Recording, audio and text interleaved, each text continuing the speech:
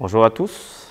Dans cette émission, nous avons un thème passionnant, la Noël et la Saint-Sylvestre. Pour plusieurs, c'est un jour de liesse, d'allégresse, de joie, de visite, un jour de famille, un jour d'adoration, un jour de culte. Pour d'autres, c'est un jour du paganisme le plus abject, à rejeter, à ne même pas essayer de conserver. Alors, les questions que je voudrais me poser, c'est quel est le sens du mot Noël? N'est-ce pas encore là une nouvelle concession au paganisme? D'où viennent les coutumes de l'arbre de Noël, des bougies de Noël, le Père Noël? Et on peut encore également se poser cette question. Si on doit les célébrer, ces fêtes, la Saint-Sylvestre ou la Noël, cela ne revient-il pas à adorer Dieu comme on le ferait le jour du dimanche? Pourquoi fêter Noël alors que Matthieu chapitre 15, verset 9 dit « C'est en vain qu'il m'honore en enseignant des préceptes qui sont les commandements d'homme ». Eh bien, chers amis, nous avons donc une émission passionnante parce que tout le monde se demande et se pose des questions. En fait, Noël est une fête religieuse de la nativité, mais elle est d'origine chrétienne avec beaucoup de mystères, au relieu de beaucoup de légendes et entourée d'une atmosphère vraiment complexe, merveilleuse. En fait, Noël, pour certains, diraient-ils que Noël vient de Noche et El, le fils de Dieu. En fait, ce n'est pas un étymologie correcte. Noël est un mot qui vient du latin. Nataliem diem, jour de la nativité du Fils de Dieu. Alors, avec le temps, à partir du XIIe siècle, il y a eu des changements phonétiques. Le nataliem, qui est ici un accusatif, devient natalis, diem qui devient dies en nominatif. Et c'est devenu, après quelque temps, le M a disparu, le E a disparu, le T a disparu, et c'est devenu Naël. Au XVIe siècle, donc, à cause encore des changements phonétiques, nous avons eu maintenant, au lieu d'avoir Naël, nous avons eu Noël. Donc Noël, ici, est le jour de la nativité. Quel est donc le sens de ce jour, ici? C'est la célébration du Fils de Dieu. Mais est-ce qu'on a toujours connu Noël, puisque la Bible n'en parle pas? Par exemple, lorsque le texte de Luc, chapitre 2, verset 1 dirait « En ce temps-là, parut un édit de César Auguste, ordonnant un recensement de toute la terre. Ce premier recensement eut lieu pendant que Quirinius était gouverneur de Syrie. Tous allaient se faire inscrire, chacun dans sa ville. Joseph aussi monta de la Galilée, de la ville de Nazareth, pour se rendre en Judée, dans la ville de David appelée Bethléem, parce qu'il était de la maison de la famille de David. Et plus tard, verset 8, on dit, il y avait dans cette même contrée des bergers qui passaient dans les champs les veilles de la nuit pour garder les troupeaux. Alors, décembre, c'est la période hivernale. Quoique la Palestine n'ait pas un climat assez aride, il est impossible que Jésus ait pu naître en décembre. Pour quelle raison? Les voyages pour le recensement devaient se faire de toutes les parties de la Rome antique. Les gens quittaient de la Palestine, quittaient de l'Asie, venaient à Bethléem, venaient en Judée, venaient en Galilée. Et le moment propice pour voyager ne pouvait pas être la période hivernale. Il est donc sûr et certain, et tous les commentateurs sont d'accord pour dire que Jésus n'a pas pu naître en septembre. Qu'est-ce qui se passe? Vous avez l'équinoxe du printemps qui part de mars jusqu'en septembre. La période est une période sèche, le temps est doux, les voyages étaient possibles. Donc Jésus-Christ n'a pas pu naître à partir d'octobre, qui est pluvieux, jusqu'en décembre, qui est vraiment une période hivernale en Palestine. Le temps était très aride. C'est pour cela que Joseph pouvait dire la nuit, tu m'as fait dormir avec les troupeaux en plein jour. C'était anormal que des troupeaux pouvaient rester à l'extérieur en Palestine. Les Palestiniens avaient deux types d'animaux. Des animaux qui pouvaient rester dans les champs, d'autres qui pouvaient rester dans les enclos. Et le type d'animaux, le mot de la Bible en grec, montre que c'est des animaux de champ. Donc, il ne peut pas être possible que les bergers étaient à l'extérieur en temps d'hiver. Donc déjà, tout le monde se met d'accord, Jésus n'a pas pu naître un 25 décembre. Mais alors, d'où vient donc que nous avons un 25 décembre pour la naissance de Jésus-Christ? Eh bien, il y a des livres comme Les Deux Babylones d'Alexander Hislop. Vous avez encore d'autres livres qui parlent de ça.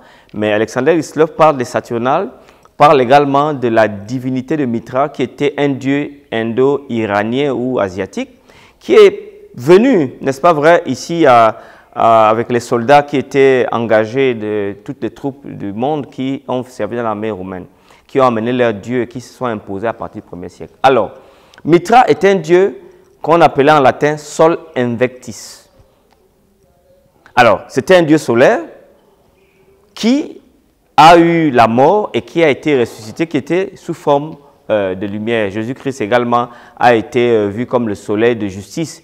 Alors donc, Mithra donc, étant né le 25 décembre, et ce culte mitraïque s'est imposé dans le monde méditerranéen jusqu'au IIe siècle. Alors le christianisme catholique, lorsqu'il est devenu une religion d'État, a simplement adopté cette fête pour en faire une fête chrétienne. Donc voilà d'où nous vient donc le jour du 25 décembre. Le Père Noël, l'arbre de Noël, et tout ça sont des décorations tardives. Par exemple, le Père Noël, la première fois qu'il a été introduit, il s'habillait d'abord en vert ou en rouge. Nous avons dans les années 1845 comme ça, et auprès des Amériques et tout ça. Les autres coutumes, les arbres de Noël, nous viennent de la Scandinavie. Donc, Noël s'est habillé de beaucoup de coutumes. Beaucoup de coutumes au fil des siècles. Maintenant, à l'origine de Noël se trouvait une locution Sem Natalis Dies qui signifiait le jour de la nativité. Et donc, à la question de savoir, devons-nous célébrer la Noël? Ça, la question est très importante. Accouplé à cela, je pourrais ajouter la Saint-Sylvestre, qui était le premier saint de 270 en 335, qui était le pape de 331 à 335. C'est sous son pontificat que l'Empire romain passa officiellement du paganisme au christianisme. Donc, la Saint-Sylvestre est d'origine romaine. C'est la fête qui vient de ce qu'on appelle la fête des Calendes. Les Calendes étaient cette fête-là où le peuple donnait ici des vœux qu'on appelle les étrennes à l'empereur. Et puis en plus, après un certain nombre de temps, ces hommes qui faisaient des vœux à l'empereur et offraient des cadeaux à l'empereur ont amené cette coutume dans le cercle familial. Alors la fête des Calendes a été une fête très, très combattue par les évêques chrétiens, a été vraiment négativement perçue, a été rejetée, mais vous savez, lorsqu'on rejette le naturel, il revient au galop. Donc, la fête des Saint-Sylvestre, la fête de la Noël, ce sont des fêtes qui sont imposées dans le christianisme comme ça. Mais maintenant, de façon latente, elle s'est imposée en Palestine vers le 5e siècle, en Orient vers le 6e, 7e siècle, mais vraiment de manière universelle à partir du 15e siècle. La question que nous nous posons maintenant, si la fête est d'origine païenne, imbibée du paganisme, censurée par l'Église au début, l'Église primitive ne la connaissant pas, la Bible ne connaissant même pas cette fête, à quoi cela nous sert-il donc, la Noël ou la Saint-Sylvestre? Jésus disait dans Jean chapitre 17, verset 15, « Je te prie, Père, de ne pas les ôter du monde, mais de les préserver du malin. » En fait, la fête de la Noël a un but totalement païen, elle vient du mitraïacisme, c'est vrai, mais elle célèbre, sur le plan chrétien, la naissance du Fils de Dieu. Contextuellement, c'est là, il est né. Les savants disent qu'il est né entre mars et mai. Il est né. Dieu nous a caché le jour de sa naissance. C'est comment que Dieu l'a voulu. Les hommes ont inventé un anniversaire fictif. Alors, mon idée, c'est que le fait que ce jour a pris un événement si grand dans le cœur des gens, ce serait une erreur sur le plan missionnaire de s'en priver. Parce que la conscience religieuse humaine est le plus élevée dans l'année civile. Alors moi je pense que les chrétiens doivent faire des programmes d'évangélisation, des programmes pour toucher les masses, des programmes pour amener les gens à, au lieu de s'attacher à ce Christ qui est né, qui s'attache au Christ qui est mort et qui est ressuscité. Dans ce sens maintenant, la Noël fait sens pour moi. Mais maintenant si c'est aller fêter le petit gars dans la crèche, je sais que c'est une erreur parce que le Jésus de la crèche ne me sert pas à grand chose parce qu'un Dieu donne sa vie. Ce n'est pas sa naissance qui m'importe, mais c'est sa mort, son sacrifice et sa résurrection qui est le plus important. Et en ce sens, on ferait une grande erreur de se priver d'une telle fête. En fait, Jésus, tout comme Moïse, Dieu n'a pas donné aux hommes là où Moïse a été enterré pour ne pas permettre que l'adoration de l'endroit où Moïse était enterré dépasse celle qu'on pourrait faire à Dieu. De même que Dieu, dans sa sagesse infinie, n'a pas voulu, n'a pas donné la date exacte de la naissance de son fils, juste pour les mêmes raisons. Les gens auraient plutôt adoré le jour plutôt qu'adorer l'adorateur. C'est des fêtes en fait qui sont imbibées du paganisme, qui ont eu origine dans le paganisme. Cependant, elles ont atteint un niveau universel dans lequel le monde entier a une conscience religieuse en ce jour. Devons-nous célébrer la Noël? Moi, je pense peut-être que cette fête ne doit pas être méconnue. Parce qu'il sera difficile de dire à un enfant qui comprend, qui voit les voisins, savoir que la fête est commémorer la mort et la naissance de Jésus-Christ. Encore, je voudrais dire que le plus important dans le christianisme, c'est la mort de Jésus-Christ et sa résurrection. Il faut agir avec beaucoup de doigté à l'égard des jeunes enfants. Les gens s'attendent généralement à avoir des cadeaux, mais moi je pense que cette fête peut être christianisée, elle peut être démythiologisée. Il faut qu'on en fasse quelque chose de différent. Mais la manière dont elle est faite là, c'est purement une fête païenne. Et je crois que le christianisme fait une très grande fête. Mais nous pouvons encore aller plus loin. Je pense qu'il y a des gens qui adorent le dimanche, tout en sachant que le dimanche vient de... C'est un jour solaire, le dieu Sunday, le jour du soleil. Mais en même temps qui refute la célébration de la Noël. Et je pense que c'est un comportement, en mon humble avis, qui n'est pas conséquent. Les mêmes raisons pour lesquelles quelqu'un va refuser le jour de Noël, sa célébration ou ce qui est autour d'elle, c'est les mêmes raisons qui amènera à refuser le dimanche et à adopter le sabbat biblique. Alors, devrons-nous célébrer la Noël? Les Mormons, les témoins de Jéhovah et d'autres églises évangéliques rejettent totalement le jour de la Noël. Mais je pense qu'à mon humble avis, que c'est une erreur. Pourquoi? La Bible dit, dans Matthieu chapitre 28, verset 19, « Allez par toute la terre, faites de toutes les nations les disciples de Christ. » En fait, la Noël est un des jours dans l'humanité séculière comme religieuse où toutes les personnes ont un sentiment religieux. Et les chrétiens qui sont missionnaires peuvent exploiter ce jour comme étant le jour le plus important même pour faire du travail missionnaire. Je pense que, ayant dans cet esprit de la mission, Noël ne peut pas être célébré, mais peut être utilisé pour le bien de Dieu, pour toucher les hommes au plus profond de leur foi, parce qu'en vertu de quoi ils vont célébrer un Jésus-Christ qui est né sans pouvoir avoir la puissance de sa mort et de sa résurrection. Ici, c'est une coutume civile, parce que Noël a commencé à être une fête religieuse, mais est rentré dans le calendrier un jour chômé férié, donc c'est devenu un jour civil. Donc ça n'a même plus rien à voir avec la religion en plupart des temps. Je me dis, les chrétiens doivent tirer profit de ce jour pour porter l'évangile. Maintenant, qu'est-ce qu'il y a de mal à dire à son frère, à sa fille, à sa femme, à son fils, à son ami, je te souhaite lever les meilleurs jours, il n'y a pas un problème. Là, le seul problème, c'est de penser qu'au-delà de ça, Dieu n'attend que ce jour-là pour pouvoir donner des bénédictions aux gens. Moi, en fait, personnellement, tous les jours de ma vie, lorsque je rencontre des gens, je leur souhaite lever les meilleurs, je leur dis shalom, paix. Et shalom, paix. Je lui dis que Dieu te bénisse. Donc, en fait, je n'attends pas seulement ce jour pour le dire. Et éventuellement, à ce jour-là, je le fais également. Je fais des textos dans le WhatsApp, dans Twitter, et je souhaite à tous ceux qui veulent des bénédictions ce jour. Donc, mais ce n'est pas pour moi un jour particulier. Pour les Adventistes d'Afrique, le jour de la Noël et le jour de la Saint-Sylvestre sont des jours qui sont totalement anonymes. D'autres Adventistes aux États-Unis et en Europe, ils font usage de ce jour comme on le voit, le sapin, et ainsi de suite. Et donc, ça crée donc une même église, une même doctrine avec des us et des coutumes différentes. Qu'est-ce que ça veut dire?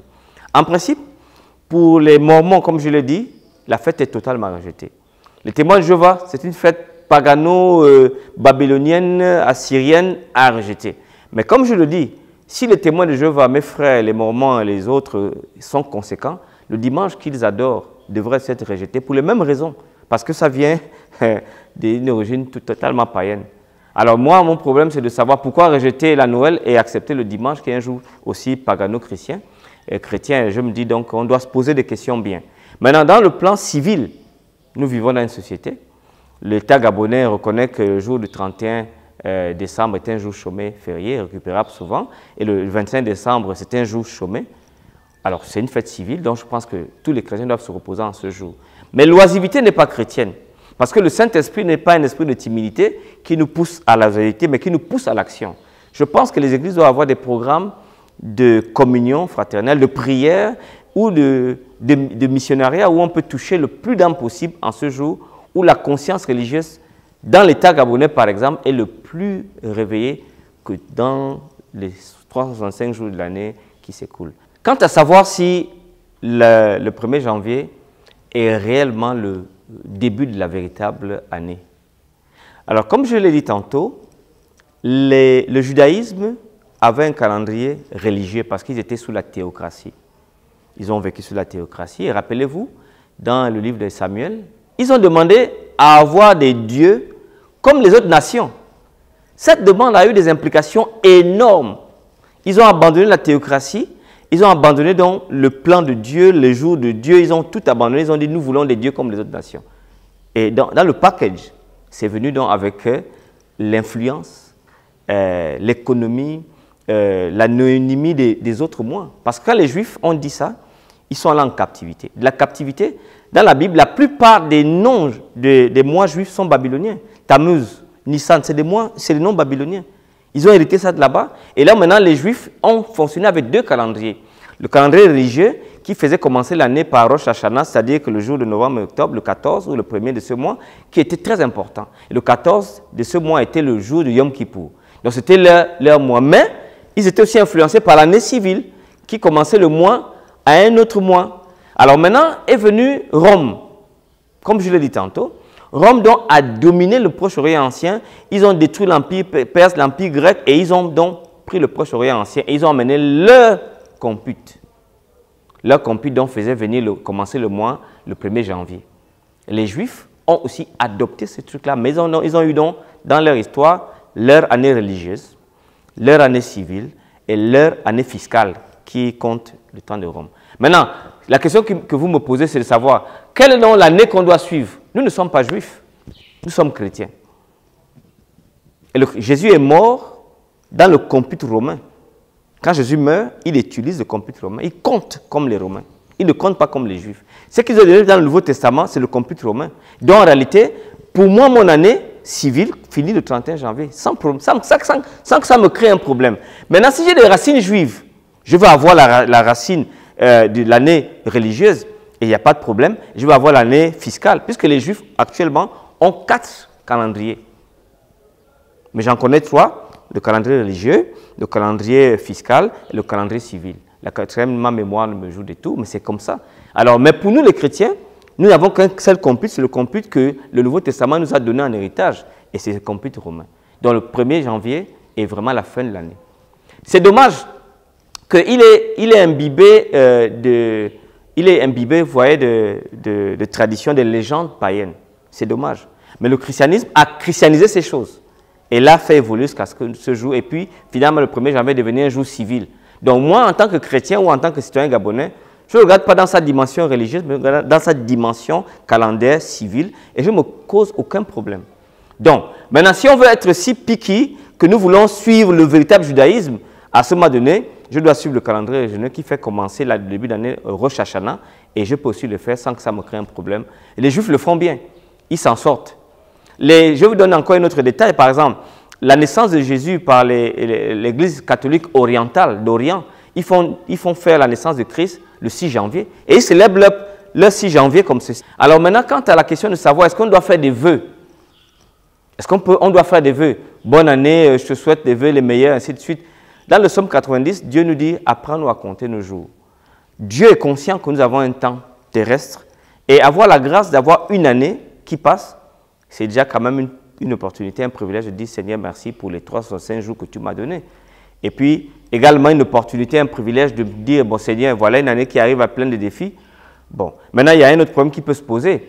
Est-ce que l'année-là est comptée selon le terme biblique? Vous savez, les Juifs comptaient la 7e année qu'on appelle Tishri, qui est la première année moderne chez les Juifs, était le 7e mois. Le 7e mois, Tishri, qui était le mois entre octobre-novembre, qui est dans la Bible le 7e mois de l'année civile, devient le premier mois de l'année civile dans l'Israël moderne.